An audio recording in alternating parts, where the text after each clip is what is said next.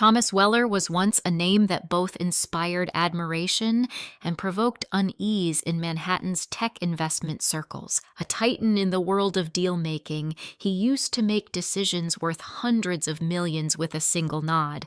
But now he was just a silent man in a park, legs lifeless, eyes cold, and a heart burdened with doubt.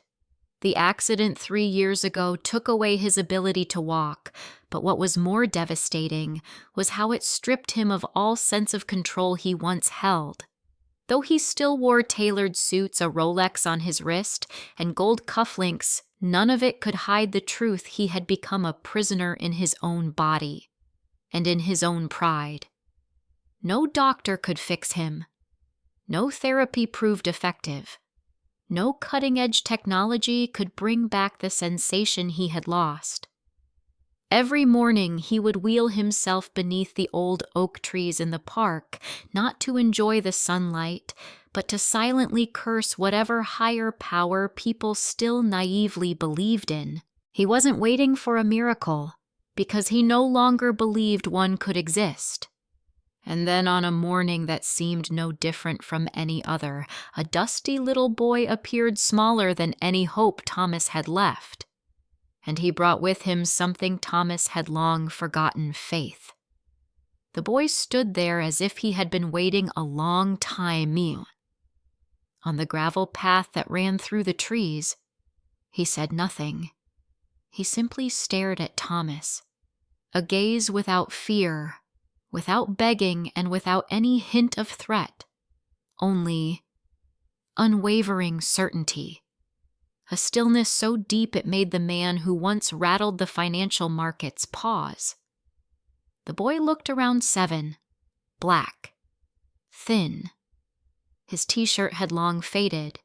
His green pants were more patches than fabric. A small gray pouch hung from his waist. But what bothered Thomas wasn't the poverty in his appearance. It was the way the boy dared to look straight at him, as though there was nothing intimidating about Thomas at all. Thomas squinted, his tone sharp. "What are you looking at, kid? Need something? There's a soup kitchen a few blocks down." The boy didn't flinch. His steps were slow, deliberate, as if the world had no reason to rush. Then, in a small but steady voice, he spoke. "You're angry because you think no one can heal you. But I can, if you feed me first." Thomas froze, then burst out laughing loud, booming, full of sarcasm and contempt. A couple nearby turned to look. "Oh, this is rich. What is this, huh? Got magic hands, do you? Is this a hidden camera show? Let me guess. TikTok, Faith Healer, Junior Edition." The boy answered calmly. "I'm hungry. But if you feed me, I'll heal you." The words didn't tremble, and in that moment, Thomas, a man who had mocked even the divine, no longer found it funny. Thomas rolled his wheelchair closer, still wearing that mocking grin. "So I feed you and I get a miracle in return," he said slowly, theatrically like an actor on stage. "Let's raise the stakes then. A sandwich. Not impressive enough." He leaned back, placed a hand on his chest with dramatic flair. $1 million. Did you hear that? $1 million. Heal me, and it's yours. He emphasized every word like an auctioneer. Only here, the item for bid was faith. So, go ahead. Do your little trick. Magic hands right. Make my legs move. You know how to do it, don't you?" But the only thing that moved was the boy's eyes. Quiet. Unshaken. Still locked onto him. He stepped forward close enough for Thomas to see the dust around the boy's collar, the way his small hands clenched not in anger but in patience, a kind of patience even those who once begged Thomas for mercy never had. And then he spoke not with arrogance, not with fear, but with a calmness, as if Thomas was the only one who truly needed to hear it. You think you're the only one who's suffered. But I've been hungry for 3 days. My mother died on a cold floor forgotten. I don't have shoes because I gave them to someone who needed them more." Thomas furrowed his brow.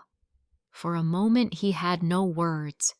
The boy continued, "I don't need your money. I just need you to believe.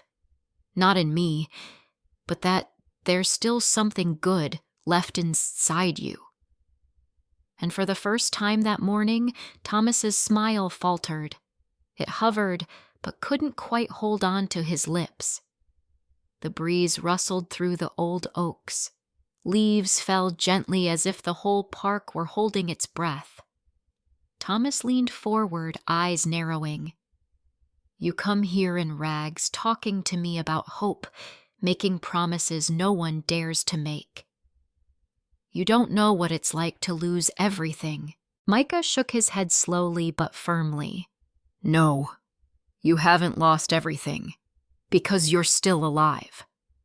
That sentence, simple, honest, landed harder than any justification Thomas had ever given. It struck the hollow place inside him, the one he had locked away to avoid hurting again. He gripped the arms of his wheelchair. "Enough," he snapped. "Go play savior somewhere else." Micah didn't budge. No anger, no judgment. He simply reached into the small pouch at his side and pulled out nothing. His hand was empty, yet he held it out as if offering something invisible, something long lost to humanity faith. "This is all I have," he said. Thomas let out one final scoff, a laugh soaked in bitter disbelief. "You think this is going to work?" Before he could say another word, Micah took a single step forward. He placed that dusty, small, seemingly insignificant hand on Thomas's knee, and just like that, the laughter died. Thomas froze, a slight tingle, then a subtle twitch so faint he thought it was in his mind.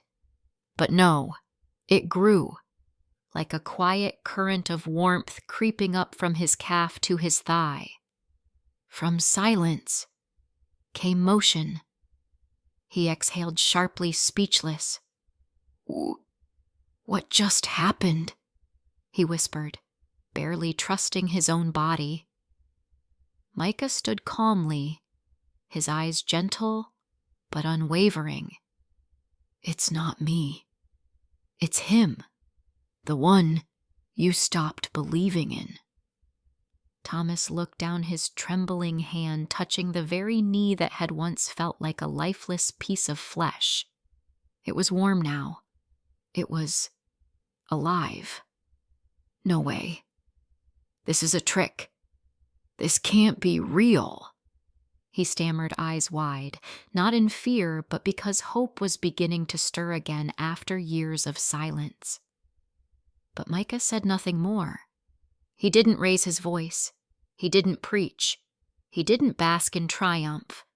He simply stood there as calm as before, with eyes steady, devoid of pride of demand, only filled with absolute belief. Thomas felt his chest tighten, not because of a miracle, but because fear and shame had begun to seep in. Why? Why couldn't any doctor do this? He asked, clinging to the last thread of logic he had. Micah looked up at him, his voice soft as a breeze, "Because this was never about your legs." Thomas blinked. Then, what was it about? The boy took a slow breath. It was about how you lived, how you crushed others to get ahead. You fired your assistant while his son was in the hospital. You abandoned your best friend during a financial crisis. You pushed your wife away just because her grief made you feel weak. Each word hit like a blade, not cutting skin, but weighing heavier than the lifeless limbs Thomas had carried for years. I did what I had to do," he said quietly. Micah shook his head, not in anger, but in gentle finality. "No. You did what your pride told you to do.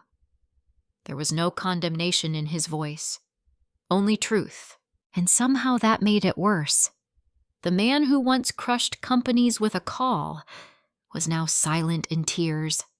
The wind still stirred the leaves, but everything around Thomas seemed to fall away. In that moment, he heard no traffic, no birds, no breeze.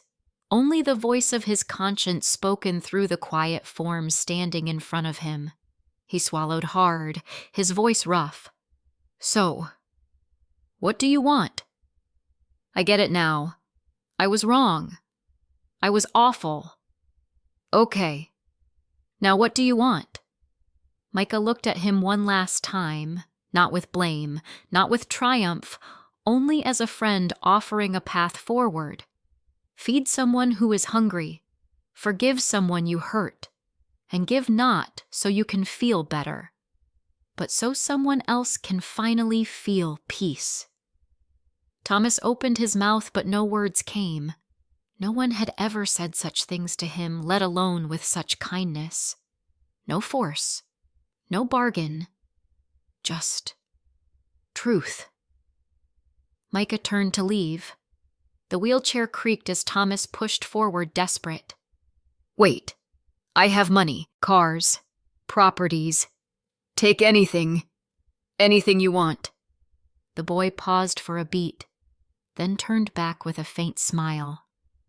"His first since the morning began, I told you, I don't need your money, but someone else does." And with that, he walked away. No applause, no crescendo of music.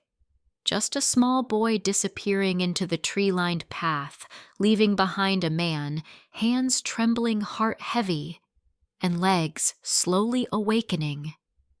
Thomas sat there for a long time. Then, with what little strength he had left, he reached down and pushed against the footrest. For the first time in 3 years, Thomas stood, not because of a miracle, but because he was finally ready to return what life had taken by confronting what he had taken from others. A week later, no one recognized Thomas Weller in a simple button-down shirt, sleeves rolled up, standing behind a long stainless steel table, ladling hot soup onto plates. No more navy blue suits, no Rolex, no security detail. Just a man surrounded by a line of hungry children asking each one their name before handing them a meal. Outside the modest building was a plain sign, Micah's Table, a place where anyone can start again. A nonprofit kitchen serving free meals to the homeless and poor children, fully funded by Thomas, using the profits from the 3 biggest investment funds he ever created. No press conference, no spotlight. But one local news crew did capture a moment Thomas wiping down tables, washing pots, and gently asking, "What's your name? Meat or vegetables? Want an extra slice of bread?" Every time his feet touched the ground, every time his knees ached ever so slightly, he remembered the boy with empty hands and unshakable eyes who asked for nothing, but gave him everything money never could: faith, hope, and a chance to begin again. No one called him a tech titan anymore. Now, people just knew him as the man who remembered every child's name and wiped down trays. And for him, that was enough. There was no cinematic music, no spotlight, just the clink of spoons in soup pots, the soft shuffle of little feet on old tile, and a man quietly relearning how to listen, how to bow, and how to give. No one truly knew who Micah was. He vanished just as he had come, quietly leaving no trace. Only Thomas never forgot. Every time he laid a hand on a child's shoulder, every time he wiped a table after dinner, every time he felt the ground beneath his feet, he remembered that boy with the empty hands. Hands that held no money, no power, only belief, and the courage to extend it to a man who had lost himself. Thomas once believed he had nothing left to hope for, but he was wrong. Miracles don't always arrive in bursts of light or soaring music. Sometimes they come in silence, in a gentle touch on a wound that was never named, in a whisper that reaches the heart, and most importantly, in a choice. The choice to stand not to conquer, but to make things right. Not to be applauded, but to learn humility. Not to start over, but to finally live truthfully for the very first time. Thank you for walking with us to the end of this story. If something in this journey touched your heart, please give this video a thumbs up, share it, and comment below. I still believe in goodness. Don't forget to subscribe to the channel for more emotional, surprising, and deeply human stories you deserve to hear. Until the next story, be kind, keep believing, and keep listening to one another in the silence.